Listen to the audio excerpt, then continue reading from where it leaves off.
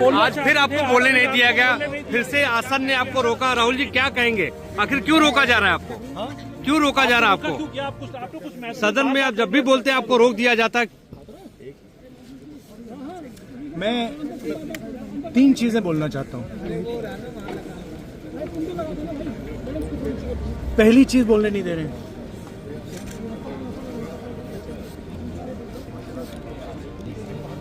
मोदी जी घबराए हुए हैं। आपने देखा जो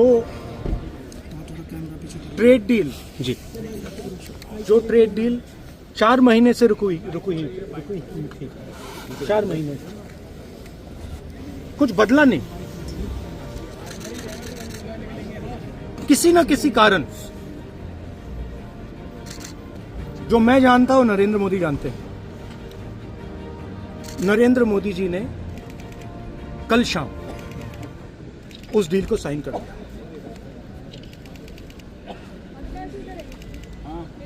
नरेंद्र मोदी जी पर प्रेशर है, भयंकर प्रेशर है। और नरेंद्र मोदी जी का जो इमेज का गुब्बारा है, जो हजारों करोड़ रुपए लेकर बनाया गया था, वो फूट सकता है। इशू ये नारावाने की स्टेटमेंट नहीं है जी, ये साइड शो है, और वो भी जानते हैं, मैं भी जानता हूं।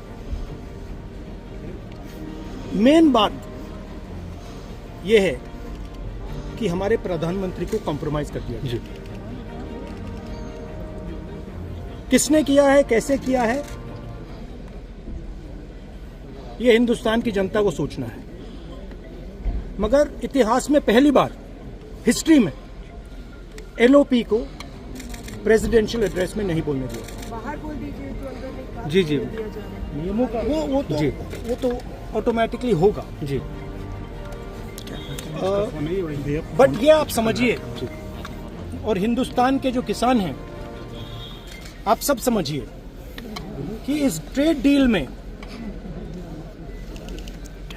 आपकी मेहनत को, आपके खून पसीने को नरेंद्र मोदी जी ने बेच दिया है।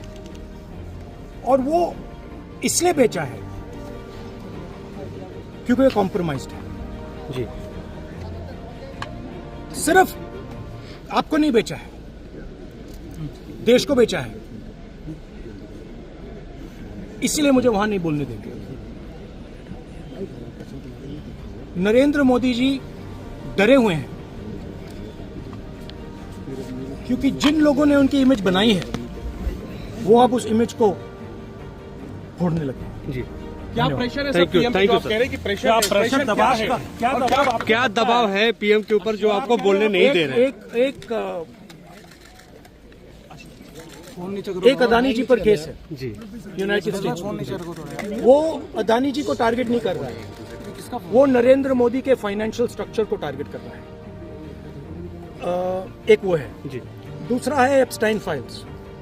एप्स्टाइन फाइल्स में अभी और माल है, वो अभी रिलीज नहीं हुआ है।